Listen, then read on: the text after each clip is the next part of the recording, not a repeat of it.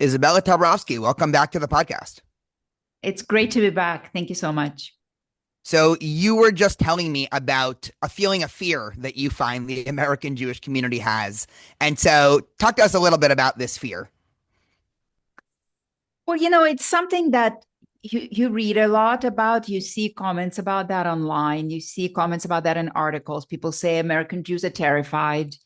And, I was just in the US. I was out on the West Coast in the Bay Area for a few days for the Z3 conference. And I also had a feeling, I had a complex kind of experience. I think that there are more than just one feeling, but certainly you get a sense that a lot of the American Jewish community feels lost and confused. It's certainly a bleak moment. No one can deny it.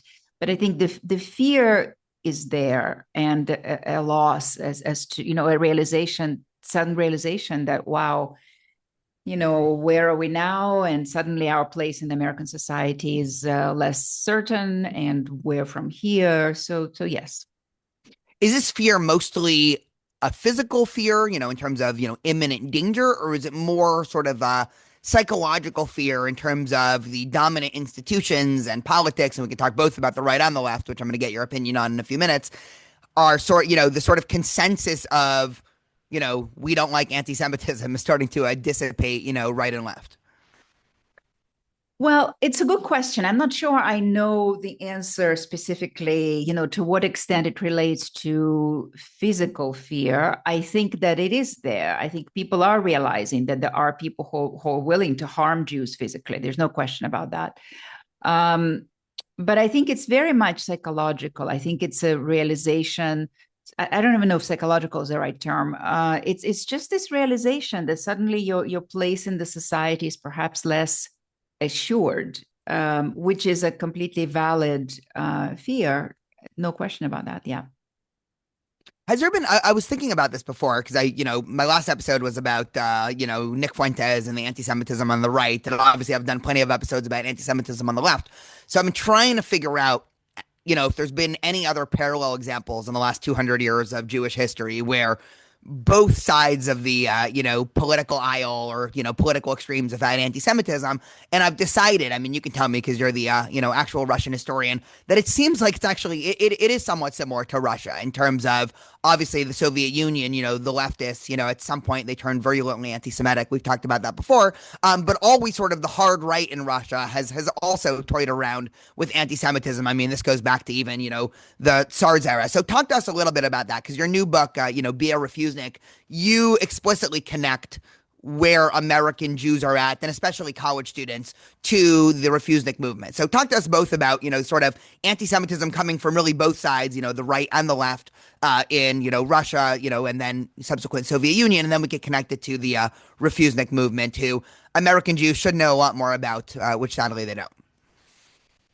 Well, I'm coming more and more to the realization that this division into left and right, I think, is less and less productive, because who really cares where it's coming from? I think what we're seeing more and more of today is a unification of of the left and the right. And also, let's not forget the Islamic anti-Semitism, right? Or Islamist anti-Semitism, whatever the current term is today, the anti-Semitism that emanates from all these, anti-Israel groups on campus.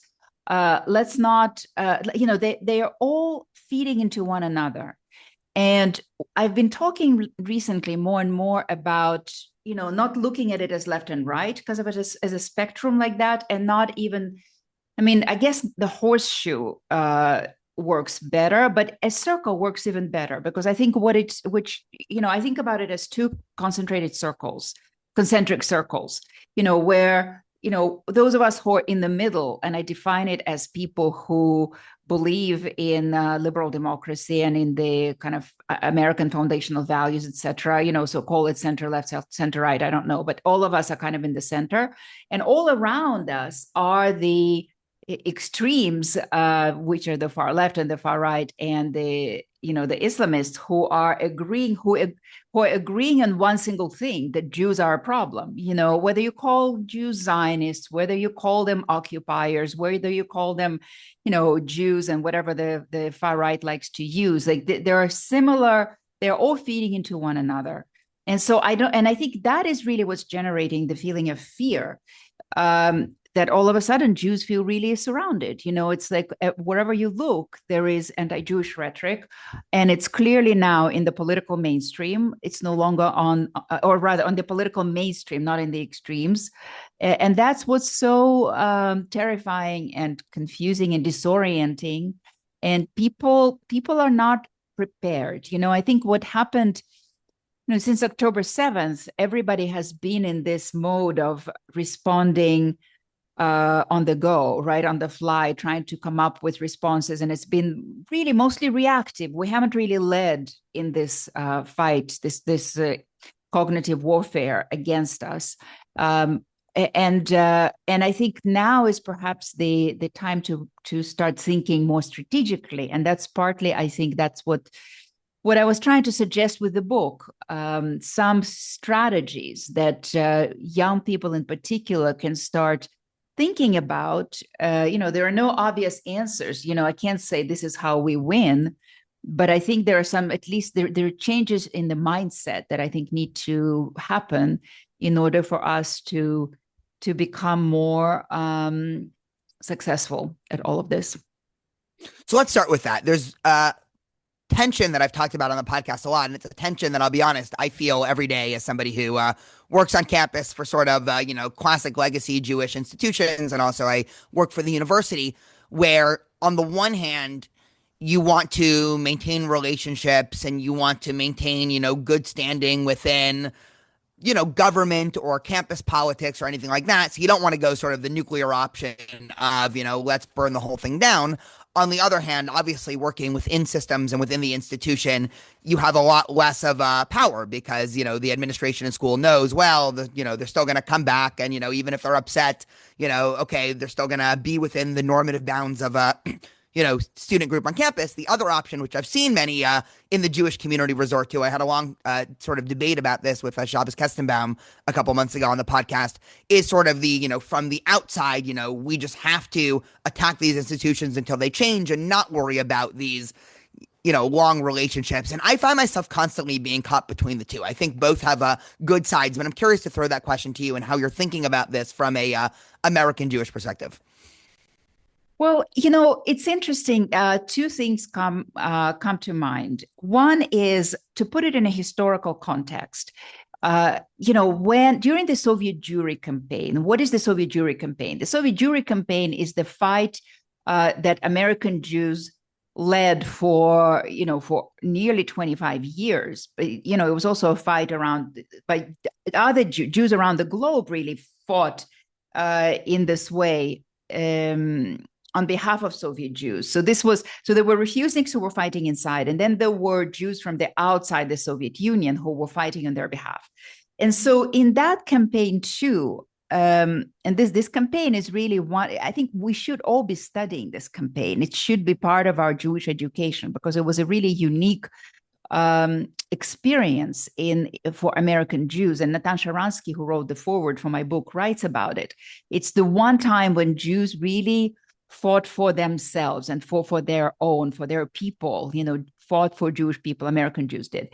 But you also had this tension. Sorry to cut you off. You had the same tension during the Refusenik movement of we have to work within normative politics and activism and lobbying. And then the other option, which is, no, we actually have to be aggressive and actually sometimes, commit acts that are illegal, and in some much more radical, obviously in Meir Kahana's case, actually, commit light acts of terrorism against, the Russian embassy. So, this sort of same tension lasted. Well, that's exactly where I was coming to. And, I want to take Kahana out of it because, we're not talking, nobody's calling here for anything illegal. But even within the kind of totally normal and legitimate forms of protest practiced by the American Jewish community at the time, you had the grassroots, you had the tension between the grassroots and the institutions. And that whole campaign began, actually, interestingly enough, on the campus of the Columbia University. think it's very symbolic. So it was initially a student initiative. It began with a student protest, that whole big campaign for Soviet Jewry. And yes, you had constantly this, the grassroots, which a lot of them were student organizations, felt like the institutions are too slow, that they are too afraid. They're protecting their relationships, they're protecting their funding, and they wanted much more aggressive protests. And they led really fascinating protests, really very interesting, staged really interesting protests in front of various institutions, the UN, etc. Very striking, very creative. It's one of the things that I think today's college students, Jewish students, need to be thinking about, because again, I think that there is sort of this shyness to go out and confront. And this is something that I know they hear from many established institutions. And it's something that the students I interviewed for the book talk about, including Shabbos Kestenbaum and others. They talk about how, they were hearing, no, don't confront, don't go out there, don't, let them be there in their encampments, don't provoke. And what distinguishes the students that I write about is that they do choose to go and provoke. Again, nothing outside the legal bounds, completely legal. In fact, they go in and say, well, who are you to prevent me as a Jew from walking through your encampment? This is illegal, right? So you have that. And when I was out in California this time, I got a sense of this tension also. There were, I gave sort of a pre-release book talks there. And I felt that there was some institutions are slow, whereas the grassroots really want to fight. They really want to go out and respond to what they have experienced over the last 2 years. Because now that the war has ended more or less, all of a sudden people, there's a moment to think back and to reflect on what just happened, and to realize that it was just an incredible, act of defamation that was perpetrated upon the entirety of Jewish people over the last 2 years. And people want to fight for their dignity.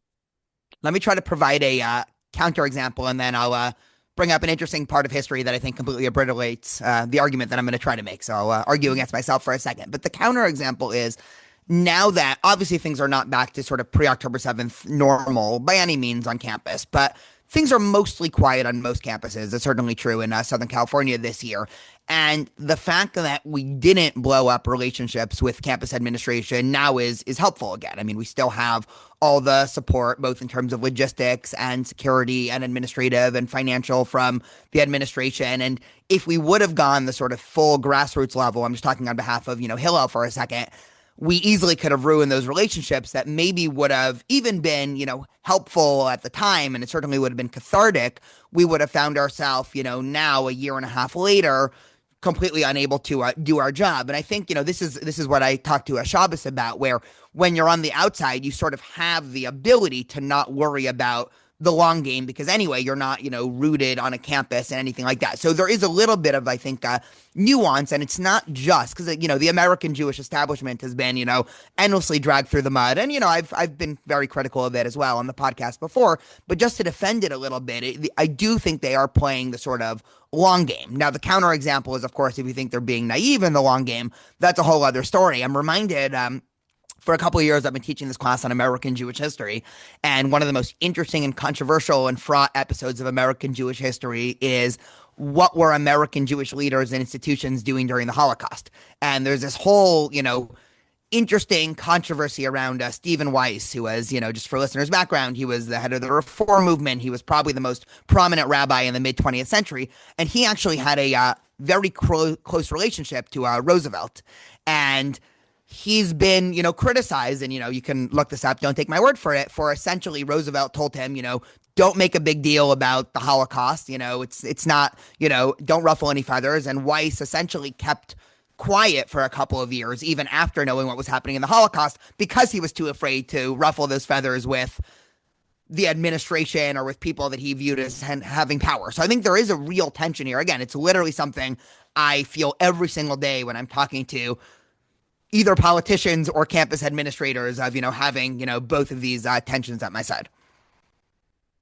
Well, look, and I don't think that we need to, it's either or, because if you look at the most successful campaigns that Jews led, again, the Soviet Jewry movement, there were both, so there were street protests that were really memorable that the media loved reporting on, all those slogans, let my people go, and I'm my brother's keeper, and Natan Sharansky's wife sitting out there in a prisoner's uniform, so in the UK, there were the 35s, women who were really incredibly creative with their protests. And at the same time, the Jewish establishment, once it joined the struggle, used all of its connections, its financial muscle, its lobbying power, right, to go and lobby both sides of the political spectrum, by the way, and rally them to the cause.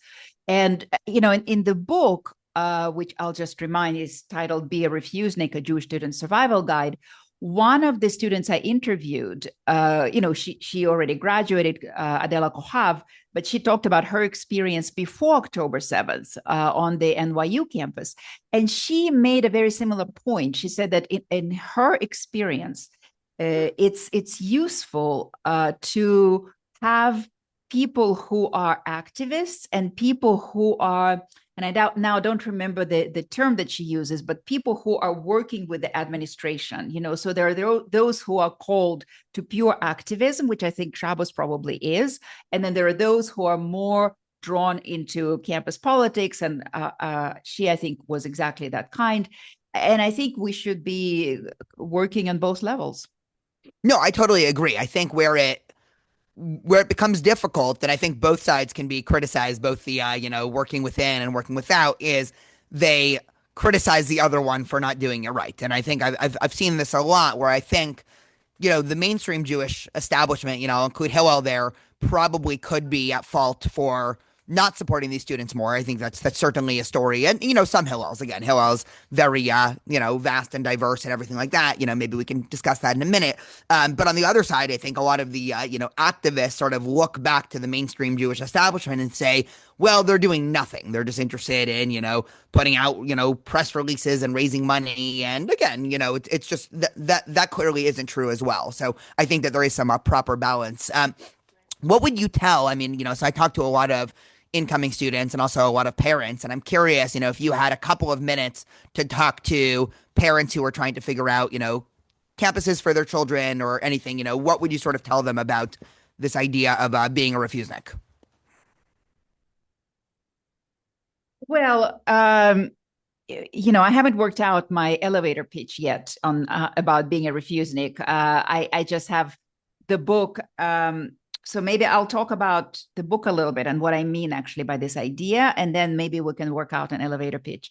I mean, look, I think that the idea of being a refusenik, what did I mean? First of all, I think I need to explain what a refusenik is, because I don't know if everybody today really understands it. So the refuseniks were Soviet Jews who, it was a movement that arose in the late 1960s up to 1967, when the Israel's victory in the Six-Day War really inspired Soviet Jews, just like it inspired Jews across the world. And some began to demand a right to emigrate because they realized that they weren't living a full Jewish life in the USSR.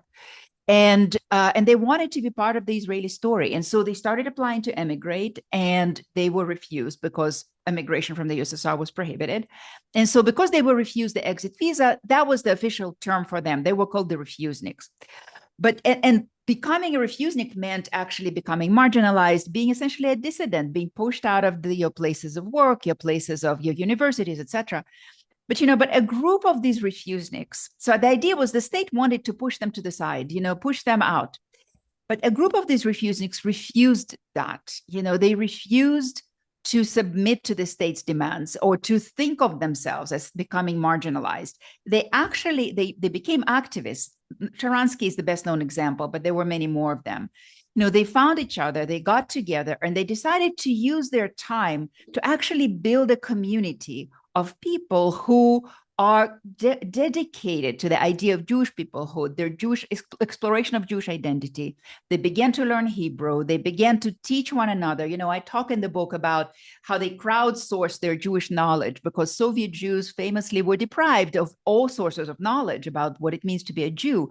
So and it wasn't easy to find out what it was. And so they begin to sort of crowdsource. Somebody had access to a special department or a special kind of closed section of a library. Somebody had access to some old men in Ukraine who still remembered something about Judaism. Others found Hebrew teachers. And so they create this community where they are teaching each other and they are teaching themselves, and then, then expanding these circles. And they're talking about Zionism, and they're talking about Israel, and they're resurrecting this Jewish identity, this powerful Jewish identity from scratch. And I think this is partly, it's something that we really need to rethink.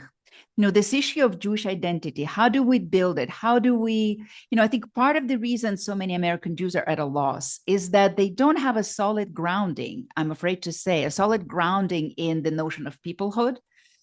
So they don't understand it. The focus on politics is so heavy that they look over at Israel and they think, well, I really dislike this government in Israel now, so why should I even support Israel? And the idea of peoplehood has been lost, and the idea of Zionism as an expression of peoplehood is lost. So part of what I'm trying to say is I'm giving role models of how young people 50 years ago who lived obviously in a very different system, but who experienced the kind of anti-Zionism that's now coming into America, how did they respond? They didn't go out necessarily fighting the propaganda because they saw it as useless. They knew that it came from the state. They knew that it was anti-Semitic. They didn't argue about that. They knew that it was anti-Semitic. And instead, they focused on themselves, on strengthening themselves, on strengthening their sense of mission and purpose. So this I think is where the conversation begins. Yeah, this is one thing that listeners are probably tired of me saying this, but I'll keep saying it until it actually happens. But one thing that I will knock a lot of the classical Jewish institutions for is their focus on anti-Semitism, just simply does not work. I mean, the amount of money that's been invested in the last 20, 30 years, and if we can just get a bunch of administrators or students or whatever in a room and show them this PowerPoint, that will convince them. And it's just, I think, a complete waste of money. It's a complete waste of time. I think it's also just it's not the right methodology, where obviously I think what you're talking about in terms of let's just focus on the Jewish students and strengthening their identity, teaching them about not even just necessarily Israel or Zionism, but that has to be part of a much more holistic, exactly as you said, Jewish peoplehood or Jewish civilizational, educational angle. And even, there's been a lot of interesting talk about the ADL in the last couple of months. I don't know if you saw this article that said, the ADL's medicine is causing its poison or something like that. But essentially what it was saying, and I've been thinking about this a lot, where the ADL has been very big on this idea of, say, intersectionality. And that's been their way of fighting hate. And of course, this exact idea of intersectionality has somehow come back to bite the Jews. And so, even situating anti-Semitism within, well, do you just say it's another form of, racism or bigotry, or is anti-Semitism, something unique and something different? I sort of lean to the second one because of all the diverse forms, and ways in history that anti-Semitism is manifested. But even in this idea of, what is the best way to fight anti-Semitism? And it reminds me, I'm always sort of thinking of parallel historic episodes here, which I guess you are too if you're writing about Refuseniks and college campuses. But I mean, in the early 1900s, you had this exact debate between the Zionists and the anti-Zionists in the Jewish community. And the anti-Zionists, and again, I always have to, put an asterisk and say being an anti-Zionist in 1910 was very different than being an anti-Zionist in 2010, and it was sort of a much more legitimate position, and plenty of people who wanted genuinely what was best for the Jewish community were anti-Zionist. But there's this, British guy, Lucian Wolfe, who was a well-known actually Jewish activist, and he was trying to fight for equal rights and equal treatment for Jews in England. He writes this book called The Zionist Peril, where he essentially says, hey, the way to fight anti-Semitism is pure liberalism and not particularism, and Zionists are pushing particularism, and this is actually going to hurt our fight against anti-Semitism because the less particularism, the better for Jews. And it was just sort of, he was obviously wrong. I mean, I think he he could have been right. If I don't know if I was in around in 1910, I might have been on his side or I might not have. But I think there's a lot of people in the Jewish community that still have that view that, well, the way to fight anti-Semitism is not to ruffle any feathers and to, not come out explicit with our identity and to sort of become more universalist and more liberal and everything like that. And that clearly, I think, has been proven wrong in the last 2 years. Yeah, 100%. And it's been proven wrong throughout the 20th century, because if you look at Soviet Jews, at their experience, which is so relevant in this current moment, is that, I mean, we were practically assimilated, right? We were still identifiable, but assimilated completely. I mean, we knew nothing about what it means to be a Jew. So there was no issue of like Jewish pride or anything like that. Nobody went out and tried to say, well, look at us Jews, don't you like, give us more I don't know, more attention or something like that. I mean, we really knew nothing about what it meant to be a Jew, the majority of us. And still it wasn't enough. Still it wasn't good enough. This is, once the anti-Zionism comes in and it becomes state ideology, then all the Jews fall under suspicion. Synagogues are viewed as centers of Zionist activity, which is apropos the recent statement by the mayor-elect of New York, who said that, Nefesh B'Nefesh shouldn't be meeting in these sacred spaces. Well, we've seen this before. It's like when Zionism becomes this label that denotes pure evil, then it doesn't matter whether you worship or not, what you think about Shabbat or, do you study Torah or not, it doesn't matter anymore. So I think that it really, really doesn't work. And I want to say, related to something that you said earlier, in Soviet times or in the Refusenik movement, there was, regarding the question of fighting anti-Semitism, etc. I mean, I think we're at a point where some Jewish people, some young Jews, may not even understand why they should be fighting it. Why should they be fighting on behalf of their people? Because they're so disconnected. And this disconnect doesn't come out of the blue. When people say, look at, we need to accept what our young people believe and think. Well, in a way, yes, we don't have a choice, but we have to understand where it comes from. But so in the Refusenik movement, there was this discussion also. So there were Refuseniks whose main target and aim was to get as many Soviet Jews as possible to emigrate, to make aliyah, to leave the Soviet Union, to come to Israel and live there. And then there were those who said, but if we don't focus on Jewish culture, and by culture they meant religion and history and observance, if we don't teach Soviet Jews this, then, because the first group said, why focus on Jewish education? It doesn't matter. We just want people to leave. And this other group said, they were called, it was politicals and culturalists. And so the culturalists said, if we don't teach them fundamentals of Jewish identity, why would they want to make aliyah?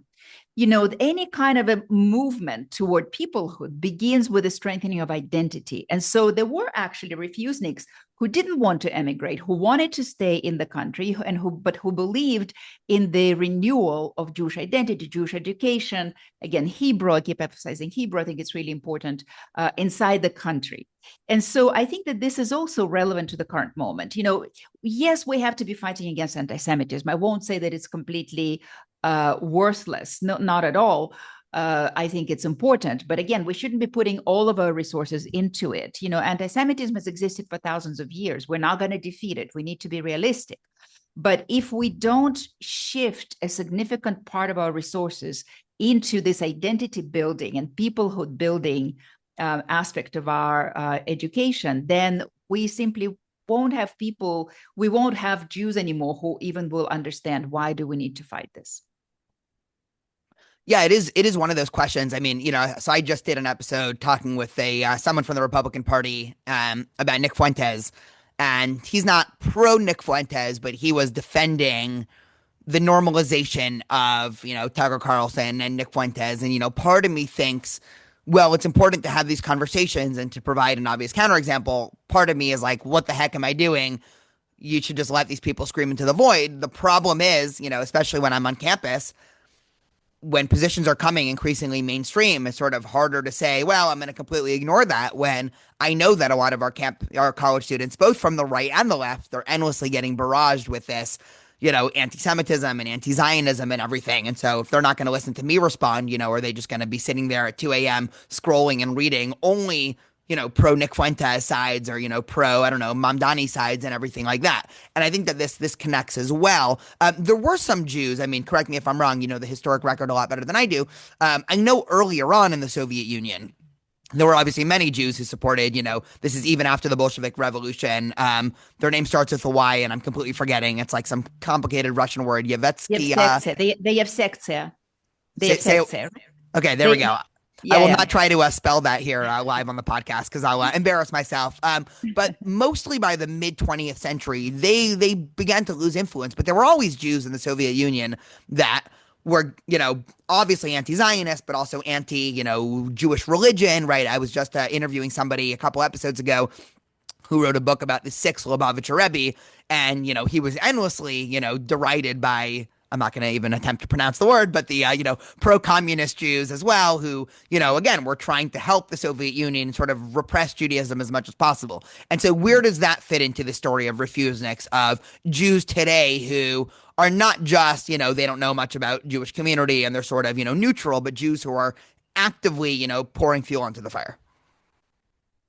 Well, I actually I write about it in the book as well, because it is an important part of both the original Soviet story and what's going on today. So I just want to correct one thing: the Yevsektia lose their influence much earlier, and I think this is one of the really important lessons for the current moment as well. So yes, there is a group of Jews who originally are part of the Bund, and the Bund is what today's diasporists look to, right? They say, we want to stay in the diaspora, we want to have develop our Jewish culture here, we don't want the Jewish state.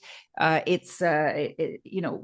are for being in the countries where we live and where we belong. This is part of the Bund's platform. But the Bund then, as the Bolsheviks consolidate their influence, the Bund then enters the Communist Party. A lot of times they didn't want to, but that was their only option. And yes, from that, the Jewish commissions is what it is. The Yevsektia is, if you translate it into English, it's the Jewish Commission. It's formed. That is way easier to pronounce than Yevsektia. Your pronunciation is much better than mine, in fact, of the Jewish commissions. So, and so, yes, these are Jews who, bring with them into the Communist Party, into the Bolshevik, and then later on it's called the Communist Party, their old rivalry with the Zionists. And Zionism, by the way, was much more popular among the Jews of the Russian Empire than it was in Europe. So when a lot of times we hear today, well, Zionism wasn't so popular before the war, it depends on where you look. In Eastern Europe, in particular in the Russian Empire, where Jews were really oppressed, it had quite a lot of support. And so the Bund brings, after the revolution, it brings into these Jewish commissions its old rivalry with Zionism. And as kind of these newcomers into the Communist Party, in order to prove themselves in part, they really lead the charge. And they are attacking specifically three things: Judaism, Zionism, and Hebrew. And yes, they attack it from this kind of socialist perspective, you could say, which says, well, all of that old Jewish stuff is, it's old prejudices.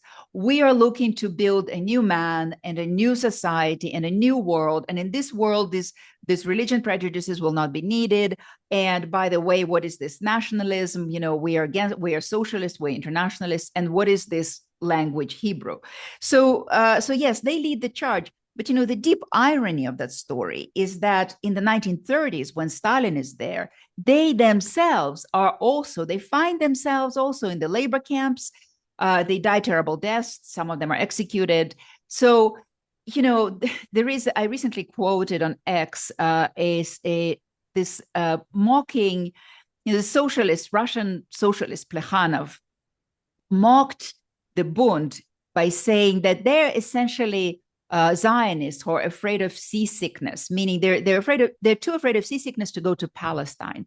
And so basically, what that whole story tells us, that for Russian socialists, all these Jewish internal politics were completely irrelevant, and they were funny and ridiculous. Bund, Zionists, who cares? We're moving to a bigger future. We're moving into, the socialism and communism. And so I think that for today, the anti-Zionist Jews today, by the way, I think it's actually a worse situation, because you could claim that before the state was established, you didn't know how the story ends. So you didn't know that in the end, Zionism wins, and Zionism wins every time Zionists save more Jews, right? Because the Bund dies, the remains of the Bund die in the Holocaust.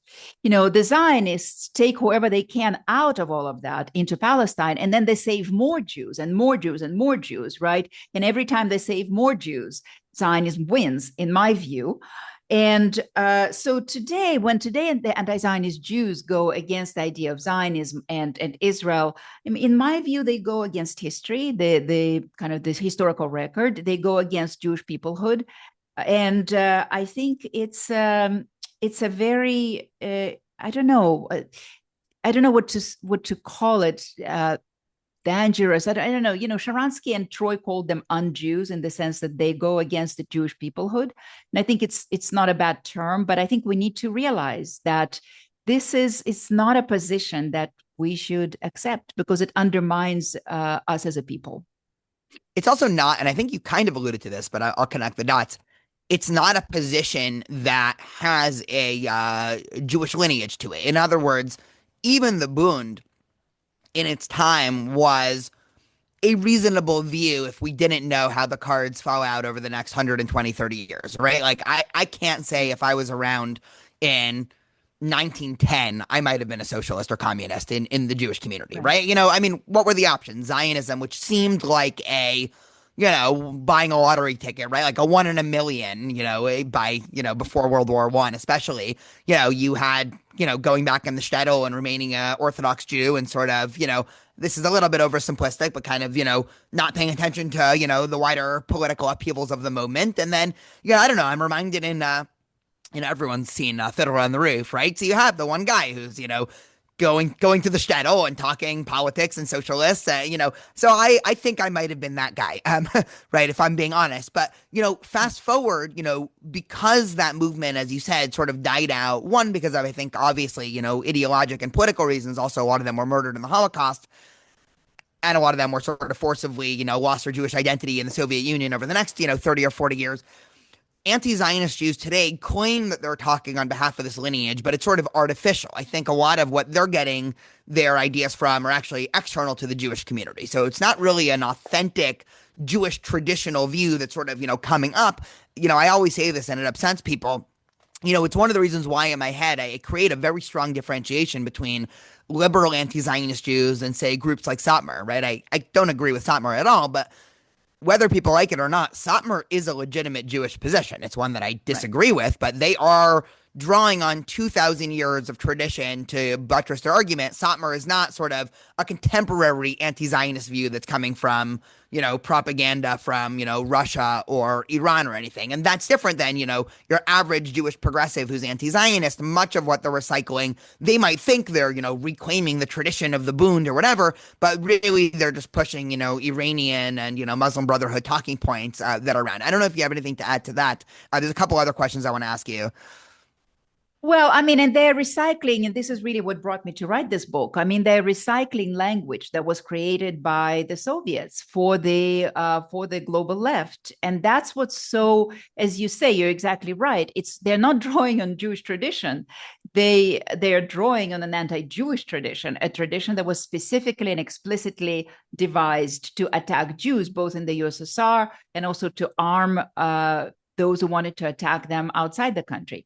And I want to say that, the Refuseniks, I mean, to go back to the term a little bit, the activists in the Refusenik movement actually thought of themselves as refusing refusing this anti-Semitic environment around them, refusing to assimilate into it, refusing to accept the terms of what was offering them. And in a way, I view the Refusenik movement today as a reversal of the Jewish section's influence. So the Jewish sections really wanted to remove the Jewish identity completely. And then come the Refuseniks after 67, and they begin to reverse that legacy. And so, and it was a very hard process, because when everything has been stripped off you, you have to start from scratch. But in the end, again, even in terms of Jewish identity, the Zionist vision wins for Soviet Jews, and the Refuseniks managed to to inspire 1.5 million Jews to leave the country. The Refusenik movement itself, and this is, sorry, I keep, for some reason, my light keeps turning off. The one point I think I want to make is that, look, not everybody is going to be Shabbos Kestenbaum. Not everybody is meant to be. Not everybody is going to be the kind of an activist that I profile in the book, Eyal Yacobi or Adela Kohav or Lisa Bernstein or Noah Shafutinsky. But we don't need everyone to be that. The activists who we know about, people like Natan Sharansky, who spent 9 years in the Gulag, right? They too were few. They provided sort of the fuel for the movement, the inspiration for the movement, both inside the USSR and in the United States. But around them, there were concentric circles of activists who each acted at the level at which they could, at which felt comfortable to them. So there were those who created the infrastructure for somebody like Natan to survive the prison. There were those who communicated with Jews in America. And then there were those who very quietly distributed samizdat publications, used whatever opportunities they had, like they would travel from one place to the next, naturally, because they had family there. And then they would bring with them a suitcase full of these, samizdat newspapers. And then they would leave them in some locker, and then somebody else would come and pick them up from that locker. So there are different ways to act against this environment that we are in. And so I want to really emphasize it. It doesn't actually take a lot of sort of very high profile and dedicated and committed activists who are willing to change their life's path, like all of the activists that I profile in the book, to make a difference. What do Refuseniks, and I'm assuming Nathan Sharansky likes the analogy, or else he wouldn't have written the forward, but I also imagine, as you said, he spent, almost a decade in, a terrible prison. And, part of me, and, not most of me, but I can imagine some people listening to this think, you're comparing something that, is terrible. And, obviously we can all say, a country that wouldn't let people leave, and, oh my goodness, and they banished, Jews weren't even allowed to, I don't know, celebrate holidays, to America, which, one, Jews could obviously leave. We have free immigration, and, from to and from here. And, okay, things aren't perfect, but, I can imagine some people being almost offended by the analogy of, comparing college students to people who sat for 10 years in Soviet prison. So what do past Refuseniks think of this analogy? Well, look, I'm very clear in the book that I don't compare the systems. I say very clearly, actually, I caveat it very clearly, and I say that obviously the systems are very different, the regimes are very different, the conditions are very different, and the risks are very different. But what's similar is the patterns of anti-Zionist erasure. That's what's so hauntingly familiar. And I interviewed two Refuseniks specifically for this book, and they completely agreed with me. And there are many people who completely agree with this analogy. People are responding to this topic. I've been talking about it for over a year now in different groups. And people completely agree. They say, look, we were Refuseniks back in the USSR, and we left the USSR. We thought we would never see it again. And now my daughter is leading a group on her university campus, fighting anti-Semitism. And they hear the echoes, they see it. And I think the point here is not that to compare what punishment the Refuseniks received there versus what the Jews in America risk. Whatever it is that American Jews risk is still a really important part of their lives, right? And so I think that's an important kind of benchmark of its own.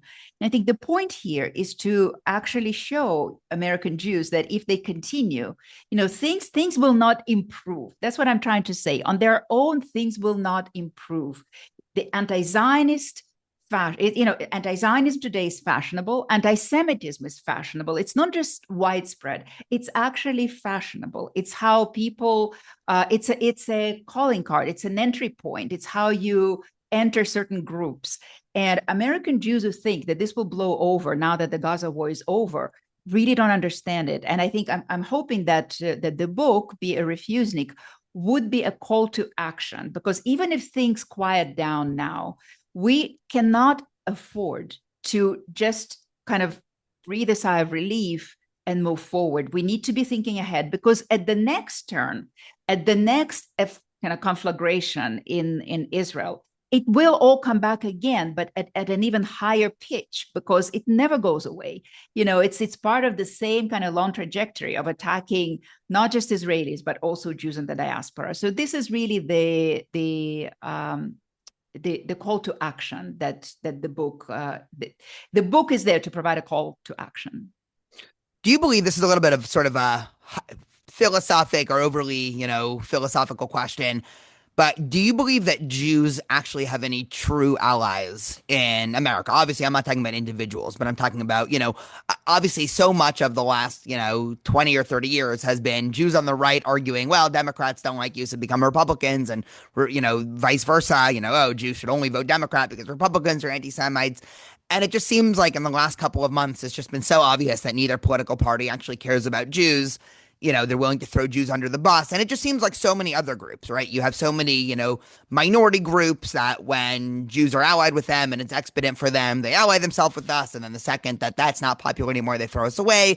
And, you can almost go through like every single group, right? It's the same with religious groups and secular groups. And so, I've had many conversations with, people that are doing a lot of outreach work, and it's still important to do outreach work to other, groups. I don't want to deride that, but my opinion on this is, at the end of the day, what was that, just to share a little bit of Torah, right? In the book of Bamidbar, Numbers, right? You have Bilam who's sent to curse the Jews, and he ends up blessing them.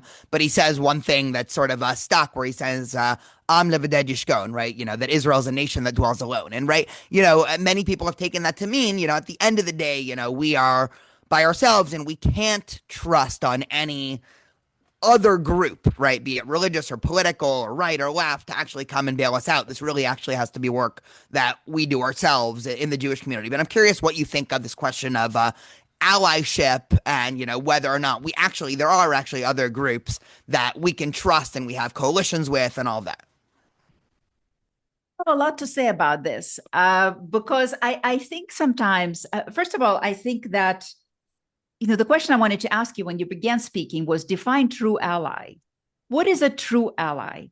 And I'll just continue and say that I think sometimes American Jews have this view that an ally is someone you marry. It's an analogy I've been using a lot lately, and I'm going to use it again now. It's like we're looking for a marriage partner, someone who will walk with us for the rest of our lives. I think it's a really actually silly notion. I think that instead of getting married to someone, we should be dating. We should be working with different groups. Whoever wants to work with us in the moment. I think allyship is always in the moment. Political interests shift. And I think that in the current political moment, there are groups that want to work with us. In California, people are working with various Hindu groups. There are obviously Christian Zionists who want to work with us. I think that there are probably others. But I think the problem that we face is that American Jews have this idealized image of what an ally is. And a lot of times there is this longing for the left to love us. And I want to ask, why is it? I understand there's history. We don't have to get into it, but really think about it from the point of view of Jewish interest. Why is it that we have this longing? The left has left us. The left now loves somebody else, but we can keep staring at that door through which the left has left, and we're like, come back to us. Well, they're not coming back. There are lots of other people who want to work with us and date us and whatever. I think we should be doing that, and I think we have to understand that ultimately you could say, yes, we are alone. We have to be responsible for our own fate.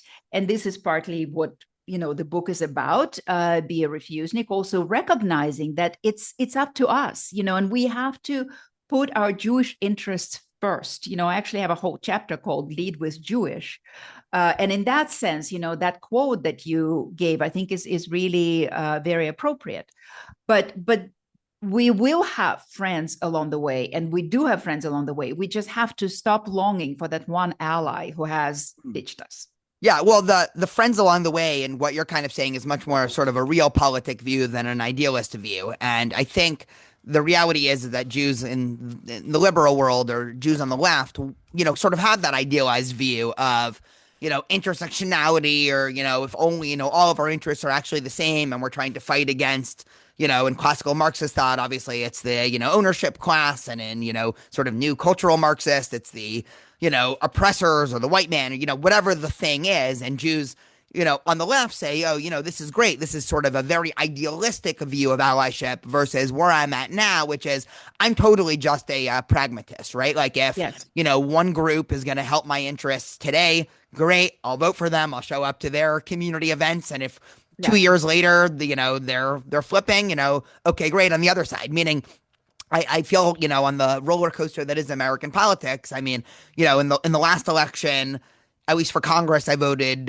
Republican. In the next election, if the Republicans not coming out against this Tucker Carlson, Nick Fuentes wing, I mean, I would take, I'll take Mamdani over Tucker Carlson. It's a close one, but and so I'm endlessly just figuring out, like, okay, who in this one moment or in the next year or two is going to be better for the safety of myself and my community.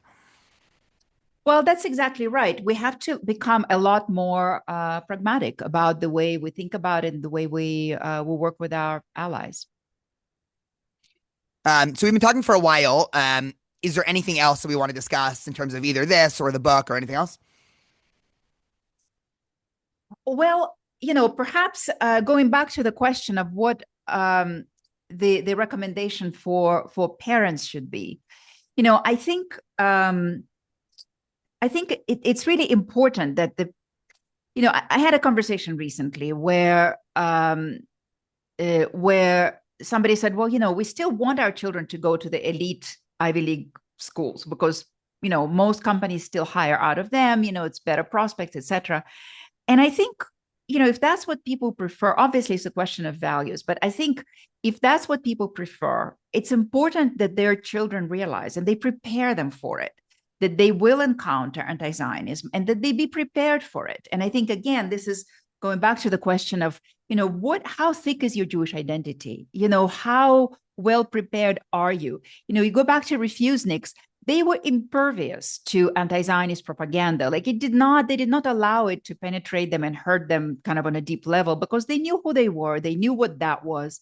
And I think that's really important, especially today. I think today there is a real concentrated effort to undermine Jewish identity, to get young Jews to move away from the Jewish people. And I write about it in the book as well. It's a coordinated effort. And the parents can no longer afford to just send their children to do nothing or to do very little about bringing their children up in terms of, as Jews, kind of Jews light, and then send them off to these campuses and expect them to not be somehow hurt or damaged by what's going on. So what I'm saying is, if you don't want your children to have terrible experience, send them somewhere else. Lots and lots of campuses inside the country. By the way, I want to make another favorite point now, and that is, I think as a Jewish community, we focus so heavily on what's going on in elite universities on the coasts. And it's understandable. I think most of us live on the coasts. And in a way, we take for granted the universities that are in the flyover country, right? And I think this is such a major strategic mistake because they will not remain our friends forever if we don't go out and reach out and build connections and build community with them, because you can be certain but that they are being approached by the other side as well. And they're not immune, obviously, to social media, etc. So I think that a really big part of our effort, we should move some of the money directed at, fighting anti-Semitism to making friends and building chapters and outreach in all these other universities that we take for granted at the moment. Yeah, I agree with taking away money from fighting anti-Semitism. As I said before, I think it's also, you alluded to this, but parents need to do a better job, when, 0 through 17 in terms of, no campus is safe. I mean, if you want, I guess I'll put it from the other way. There's very few people who grew up, say, in the modern Orthodox community who get to campus and become anti-Zionists, right? It happens, of course, but the vast majority of students who come to campus and become anti-Zionists are not growing up in a deep, thick, and rich Jewish community where they spent years dabbling with Jewish tradition and everything like that. And so, right, it is just exactly as you said before, just a thinness of Jewish identity where, if your Reform synagogue says that the most important thing in Judaism is immigration reform or tikkun olam or the environment, and the groups on campus that are pushing for, immigration reform are also the radical anti-Zionist groups, they'll say, well, I guess this is now my new Jewish identity as well. And so, I don't know. I mean, the one thing, I don't know if it's a disagreement, but I would, I'm not sure if I would dissuade parents from sending kids to Harvard or Columbia or UCLA if they get in, because these are great schools and, you can do great things from them. And so we still want Jews to, so long as elite colleges exist, which I think is, probably in the next couple of years, I think America will be moving towards actually a Harvard degree should not be worth more than a degree from anywhere else, given that the education is probably the exact same, if not sometimes worse. But given the reality of, pragmatic American economic life, where still it's, graduating from Harvard will get you a better job and socioeconomic standing than going to somewhere else. I do think it still makes sense to go to these schools, but you have to make sure that you're equipped with the knowledge and identity and everything so that you don't just get taken away by the first tide of, well, all of my other progressive friends are jumping on this bandwagon. So, but this is really great. I highly recommend that people get the book. Where can they get it? So Amazon is the best place. For those who want to get bulk orders, they should get in touch with me, and I can tell you where to go, or maybe we can place it actually in the show notes. So the book is called "Be a Refusenik: A Jewish Student Survival Guide," and I hope you'll choose to read it. Yeah, I hope you're in touch with other Hillels from across the country, and I think it would be great for different Hillels to do reading clubs or book clubs with students and stuff like that. Absolutely, absolutely. And I'll be on a kind of different legs of a book tour over the next few months. So please, I hope we'll, find me. Let's be in touch. Let's talk about this. Amazing. Thank you again. Thank you so much, Daniel.